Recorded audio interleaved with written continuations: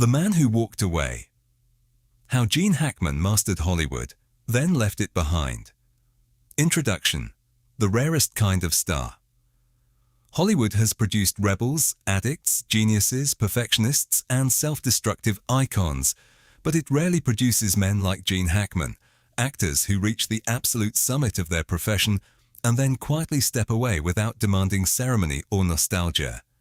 In the 1960s and 1970s, when American cinema was reinventing itself through moral ambiguity and psychological realism, Hackman became one of its most essential faces, not because he chased fame, but because he embodied authenticity in a way that felt almost uncomfortable. He did not radiate movie star glamour, he did not cultivate charm for interviews, and he did not chase headlines. Instead, he built characters that felt disturbingly real, men who sweated, doubted, lied, obsessed, and failed. The irony, however, is that the man who portrayed emotional fracture so convincingly often seemed to carry a private unease about the very industry that celebrated him. As you listen to this expanded story, consider something deeper than awards or fame. What does it mean when someone achieves greatness in a world they never fully trusted? The boy who learned not to depend on anyone. To understand Gene Hackman's detachment from Hollywood, you have to understand the emotional foundation laid long before his career began. Hackman's childhood was unstable, marked by a father who left the family abruptly, an event Hackman later described as one of the defining psychological moments of his life. That abandonment quietly shaped his worldview. It instilled in him a belief that attachment was fragile and that security could vanish without warning. These early experiences created a self-reliance that later became both strength and shield. He joined the Marines at 16, lying about his age, and spent years navigating discipline, authority, and survival. When he eventually turned to acting, he did so not from a place of youthful confidence, but from stubborn resilience. At the Pasadena Playhouse, where he studied alongside other aspiring actors, he was reportedly voted least likely to succeed, a label that might have crushed someone more fragile. For Hackman, it reinforced something he already suspected, that validation was temporary and external approval unreliable. That mindset would later protect him from Hollywood's seduction, but it would also make intimacy and belonging difficult. Ask yourself this carefully. How much of a person's relationship with fame is determined long before fame ever arrives? Breakthrough in a changing Hollywood. By the late 1960s, American cinema was undergoing radical transformation. Audiences were rejecting polished heroes and gravitating toward flawed, morally complex protagonists who reflected social unrest and cultural doubt. Hackman's breakout role in Bonnie and Clyde fit this new appetite perfectly. His portrayal of Buck Barrow was energetic, reckless, and emotionally layered, earning him an Academy Award nomination and marking him as a serious talent. But unlike some contemporaries who embraced their sudden visibility, Hackman approached success cautiously. He was aware that Hollywood could elevate and discard with equal speed. This awareness kept him grounded, but also emotionally guarded. Fame did not intoxicate him, it unsettled him. When The French Connection arrived in 1971, that tension became central to his most iconic performance. Popeye Doyle, hero or warning sign. In The French Connection, Hackman's Popeye Doyle was not a conventional hero. He was obsessive, abrasive, deeply flawed, and morally ambiguous. Hackman did not soften him to win sympathy. He leaned into the discomfort. The performance was electric precisely because it refused to reassure the audience. Doyle's tunnel vision and prejudice were not glossed over, and yet Hackman made him human enough that viewers could not look away. Winning the Academy Award for Best Actor should have marked the beginning of a triumphant embrace of stardom, but for Hackman it deepened the pressure. Success created expectation, and expectation created anxiety. He later admitted that each new role came with fear of failure, fear of exposure, fear that he might not belong among the greats he was suddenly grouped with. Unlike actors who thrived on applause, Hackman seemed almost burdened by it. Consider this: when someone achieves excellence while doubting themselves internally, does the praise strengthen them, or does it amplify the fear of losing it? The conversation.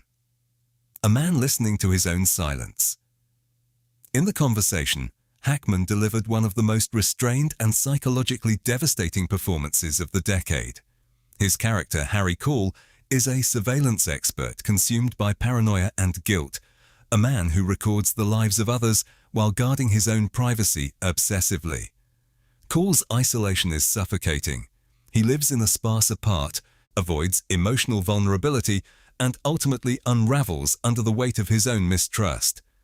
The parallels between Call's guarded existence and Hackman's own discomfort with exposure are striking. Hackman rarely invited media into his private life. He disliked interviews, avoided celebrity culture, and protected his personal world fiercely. Acting demanded emotional access, but celebrity demanded personal surrender, and Hackman resisted the latter with quiet determination.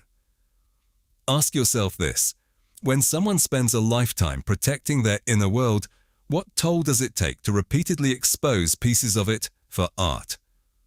Versatility without vanity. Through the late 1970s and 1980s, Hackman demonstrated remarkable versatility. He could play villains, authority figures, fathers, criminals, and bureaucrats with equal conviction. In Superman, he portrayed Lex Luthor with mischievous intelligence. In Mississippi Burning, he delivered a performance that blended moral weight with subtle humanity. In Hoosiers, he became a coach battling personal demons while guiding others toward redemption. Yet despite this range, Hackman never seemed invested in cultivating a myth around himself. He did not chase auteur prestige obsessively. He did not publicly position himself as a tortured genius. He showed up, delivered, and moved on. That practicality is rare in an industry driven by ego, but it also hints at something deeper. Perhaps acting was always work first and passion second. The personal cost of constant immersion. Hackman's first marriage lasted decades but ultimately ended, a reminder that sustained immersion in emotionally demanding roles can strain real-life relationships. Long shoots, psychological intensity, and constant travel create distance that accumulates gradually. Hackman rarely discussed his private life in detail, but he acknowledged that the demands of his career affected his family profoundly. Unlike public scandals that dominate headlines, Hackman's personal struggles unfolded quietly. There were no explosive tabloid moments, only the slow erosion of connection that often accompanies relentless professional focus. His later marriage brought greater stability, but by then he had already spent years navigating the tension between artistic immersion and personal presence. Ask yourself honestly, how many successful careers are built on sacrifices that remain invisible to the public? The second Oscar and the growing fatigue. When Hackman won his second Academy Award for Unforgiven in 1993, he had already cemented his legacy.